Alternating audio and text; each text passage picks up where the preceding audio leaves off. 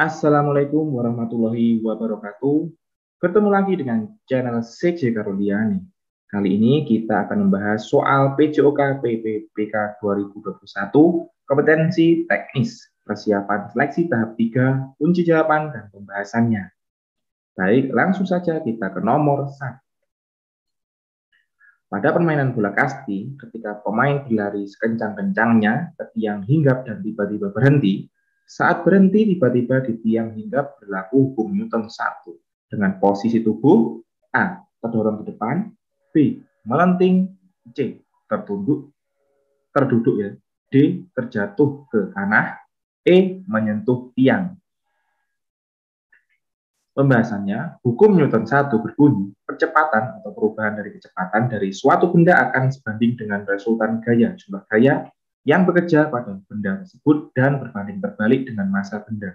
Contoh hukum Newton 1 adalah saat naik mobil yang bergerak cepat lalu direm, maka penumpang otomatis terdorong ke depan. Jadi kunci jawabannya adalah A. Terdorong ke depan.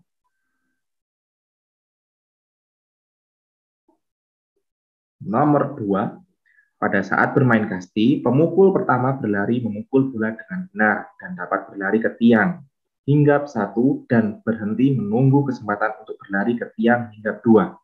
Setelah kawan yang lain memukul pelari pertama berlari ke tiang hinggap 2 dan langsung dapat kembali ke ruang bebas dengan selamat diikuti oleh kawan setim di belakangnya. Berapa poin yang didapat oleh pemukul pertama dan ke pemukul berapa pemain pertama bisa sampai ke ruang bebas? A. Poin 1 dan dari pemukul kedua, B. Poin 1 dan dari pemukul ketiga, C. Poin 2 dan dari pemukul kedua, D. Poin 3 dan dari pemukul ketiga, E. Poin 2 dan dari pemukul ketiga. Pembahasannya, poin yang didapat oleh pemukul pertama adalah 1 poin. Sedangkan dari pemukul kedua, pemain pertama bisa sampai ke ruang bebas. Jadi dari pemukul kedua. Jadi jawabannya adalah A. Poin 1 dan dari pemukul kedua.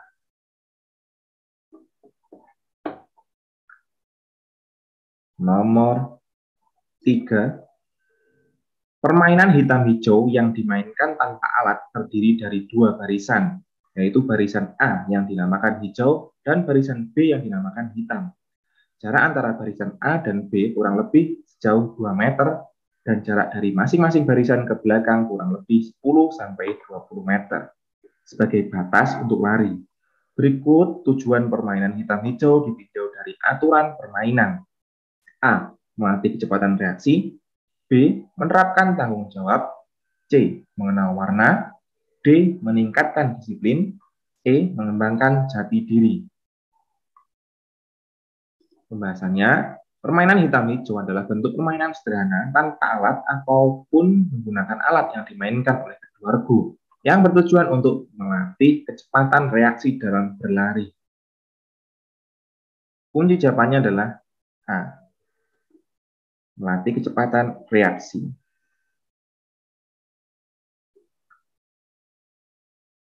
Nomor 4.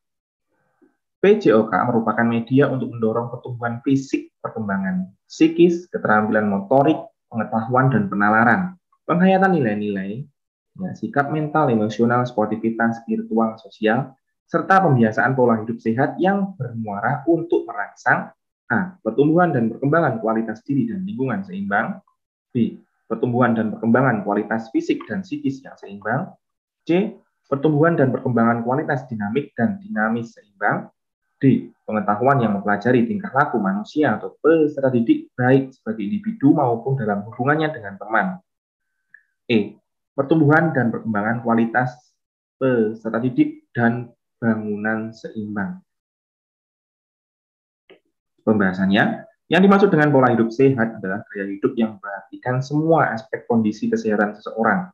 Tak hanya soal makanan, tapi juga kebiasaan orang itu dalam berolahraga dan menjalani gaya hidup.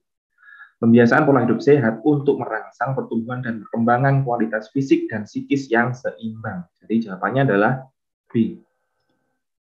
Pertumbuhan dan perkembangan kualitas fisik dan psikis yang seimbang. Nomor 5, pada pembelajaran aktivitas 6 berdiri satu kaki, salah satu peserta didik mengalami kesulitan dalam melakukan posisi tersebut. Namun, ia terus mencoba sampai akhirnya mampu melakukan gerakan tersebut. Kondisi psikologis yang ditunjukkan oleh peserta didik tersebut adalah A. Kepercayaan diri, B. Percaya diri, C. Tanggung jawab, D. Pantang menyerah, E. Motivasi tinggi. Pembahasannya, menurut Damayanti 2012, bagi seorang atlet, sikap pantang menyerah adalah sikap yang tidak mudah patah semangat dalam menghadapi berbagai rintangan, selalu bekerja keras untuk mewujudkan tujuan. Menganggap rintangan atau hambatan selalu ada dalam setiap kegiatan yang harus dihadapi. Kunci jawabannya adalah D. Pantang menyerah. Nomor 6, kajian penting psikologi olahraga dalam pendidikan jasmani, salah satunya adalah tentang motivasi. Terdapat beberapa teknik yang dapat dilakukan guru untuk meningkatkan motivasi belajar peserta didiknya. Memberikan pujian, memberi koreksi, dan sugesti. Memberi petunjuk atau arahan adalah contoh memberi motivasi dengan teknik A. Verbal, B. Intensif, C. Supervise, D. Citra mental, E. Behavior. Pembahasannya, penguatan verbal adalah penguatan yang diungkapkan dengan kata-kata, baik pujian dan penghargaan atau kata-kata koreksi. Melalui kata-kata itu, siswa akan merasa puas dan terdorong untuk lebih aktif belajar. Kunci jawabannya adalah A. Verbal.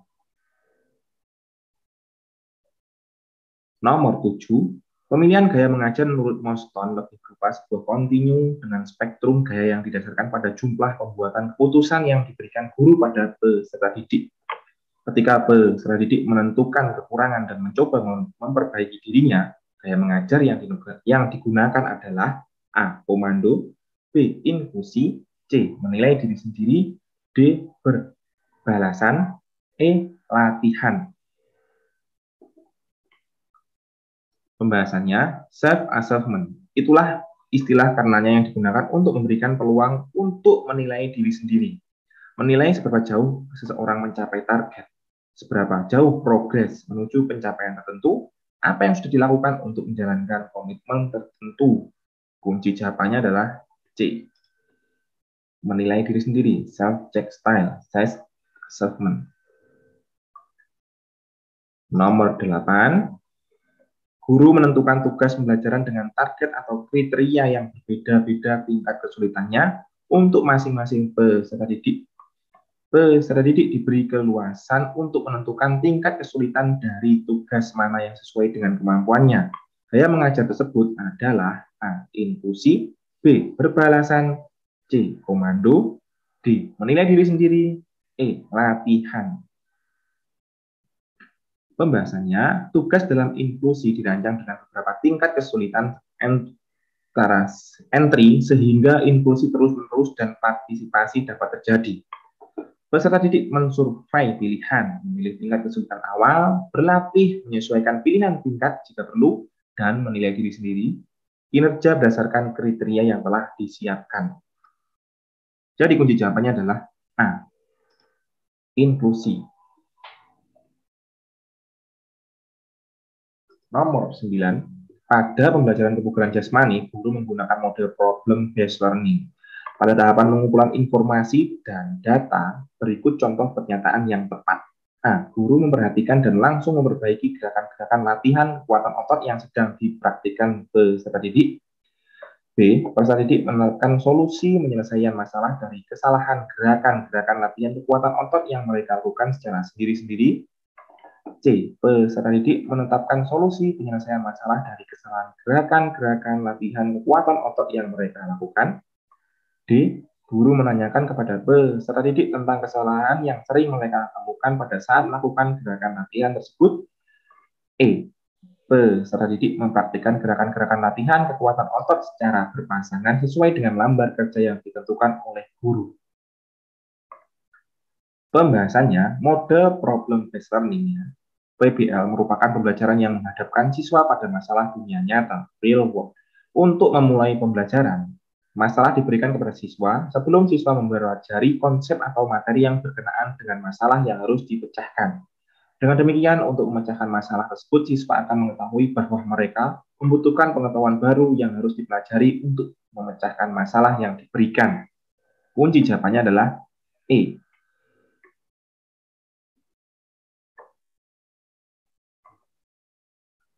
Peserta didik mempraktikkan gerakan-gerakan latihan kekuatan otot secara berpasangan sesuai dengan lembar kerja yang ditentukan oleh guru.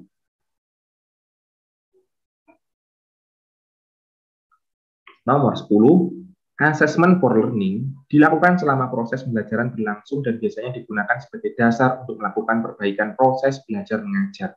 Berikut pernyataan yang tepat dalam melakukan assessment for learning adalah A. Peserta didik dilibatkan dalam merumuskan prosedur penilaian. B. Pendidik dapat memberikan umpan balik terhadap proses belajar. C. Pendidik memberikan penilaian hasil belajar melalui tes sumatif. D. Pendidik melibatkan peserta didik dalam proses penilaian proses. E. Peserta didik memiliki pengalaman belajar menilai dirinya sendiri. Pembahasannya, assessment for learning dilakukan selama proses pembelajaran berlangsung dan biasanya digunakan sebagai dasar untuk melakukan perbaikan proses belajar mengajar. Dengan assessment for learning, didik dapat memberikan umpan balik terhadap proses belajar peserta didik, memantau kemajuan, dan menentukan kemajuan belajarnya. Kunci jawabannya adalah B. Pendidik dapat memberikan umpan balik terhadap proses belajar. Nomor 11, proses pendidikan yang bermanfaat, yang memanfaatkan aktivitas fisik untuk menghasilkan perubahan holistik dalam kualitas individu, baik dalam hal fisik, mental, serta emosional adalah A. Pengertian pendidikan jasmani. B. Tujuan pendidikan jasmani. C. Pengertian pendidikan kesehatan. D. Pengertian olahraga. E. Pengertian pendidikan olahraga. Pembahasannya, pendidikan jasmani adalah suatu proses pendidikan yang diperuntukkan untuk seseorang atau anggota masyarakat yang dilakukan secara sadar dan sistematik. Pendidikan jasmani dilakukan melalui berbagai kegiatan jasmani untuk memperoleh pertumbuhan jasmani, kesehatan jasmani, kemampuan dan keterampilan, kecerdasan serta perkembangan watak dan kepribadian yang harmonis dalam rangka pembentukan manusia. Kunci jawabannya adalah A. Pengertian pendidikan jasmani.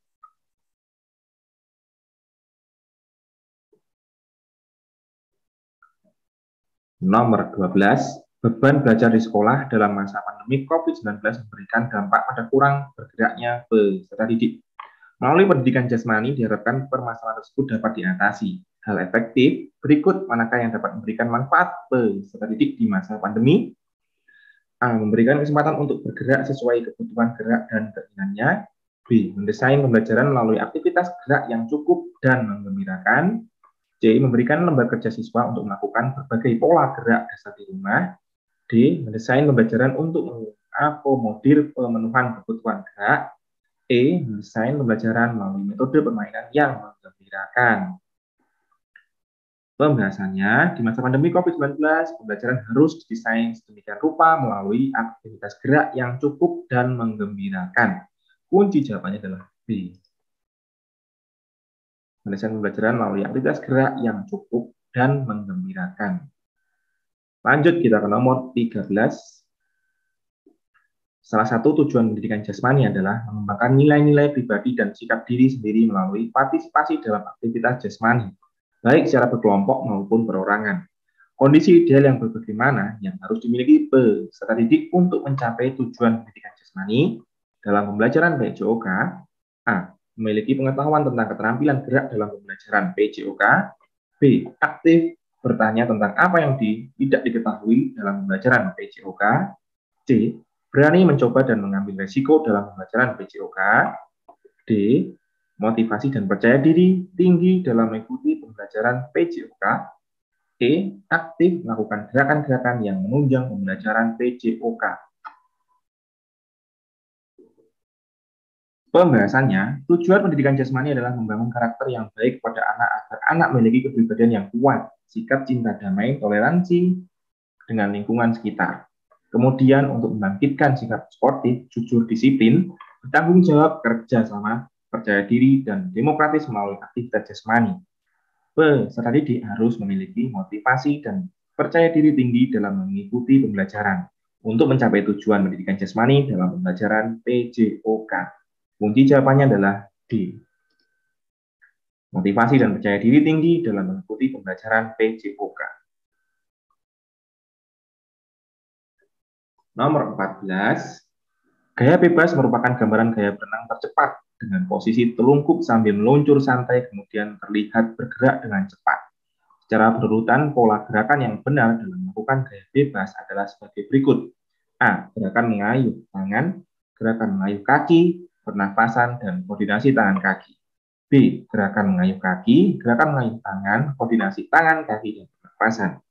C. Pernafasan, koordinasi tangan kaki, gerakan mengayun kaki, dan gerakan mengayun tangan. D. Koordinasi tangan kaki, gerakan mengayuh kaki, gerakan mengayuh tangan, dan pernafasan. E. Gerakan mengayun kaki, koordinasi tangan kaki, mengayuh tangan, dan pernafasan. Kunci jawabannya adalah 1. Posisi badan seperti telungkup, perut dan dada menghadap ke lantai kolam renang, gerakan kaki ke atas dan ke bawah seperti mengepak. 2. Di saat yang sama, gerakan lengan kanan dan kiri secara bergantian dalam gerak mirip kincir angin. Dorong tubuh ke depan dengan kecepatan sedang. 3. Gerakan pernapasan pada renang bebas dilakukan dengan memutar kepala ke salah satu arah hingga mulut keluar dari permukaan air. Jadi, kunci jawabannya adalah B. Gerakan mengayun kaki, gerakan mengayun tangan, koordinasi tangan, kaki, dan pernafasan. Nomor 15, pada usia tertentu, seorang anak mengalami tahap perkembangan yang berbeda-beda. Rentang usia 2-7 tahun terdiri 3 tahap perkembangan yang merupakan sub perkembangan gerak dasar sebagai berikut. A. Tahap perkematangan, tahap dasar, tahap pengenalan. B. Tahap dasar, tahap pengenalan, tahap kematangan. C. Tahap pengenalan, tahap kematangan, tahap dasar. D. Tahap pengenalan, tahap dasar, tahap kematangan. E. Tahap dasar, tahap kematangan, tahap pengenalan. Pembahasannya, periode 2-7 tahun, selama usia 2-7 tahun, anak memasuki tahap perkembangan praoperasional. Pada tahap ini, anak sudah mulai bisa menerima rangsangan walaupun masih terbatas. Anak juga masih tergolong egosentris karena masih merasa kesulitan memahami sudut pandang orang lain. Namun, kemampuan bahasa dan komunikasi anak sudah mengalami perkembangan, sehingga membantunya dalam menyampaikan keinginan dan kebutuhannya. Tidak hanya itu, pada tahap ini juga biasanya anak sudah bisa melakukan klarifikasi. Klasifikasi objek berdasarkan ciri tertentu. Misalnya mengumpulkan mainan berwarna hijau. Aspek perkembangan motorik kasar juga cukup signifikan pada usia 2-7 tahun ini, terutama pada usia 4-5 tahun. Perkembangannya ditandai dengan anak yang semakin aktif bergerak, berlarian, atau melompat. Idealnya, semakin bertambahnya usia anak, maka anak bisa meningkatkan kemampuan untuk menyelaraskan gerakan tubuh. Kunci jawabannya adalah D. Tahapan pengenalan, tahapan dasar, tahapan kematangan. Sampai di sini dulu latihan soal kali ini. Semoga bermanfaat, Bapak Ibu, dan sampai jumpa di video berikutnya. Mohon maaf bila ada salah kata, silakan ada koreksi, sampaikan di kolom komentar. Terima kasih, saya akhiri. Wassalamualaikum warahmatullahi wabarakatuh. Jangan lupa di subscribe, like, dan share. Oke, terima kasih.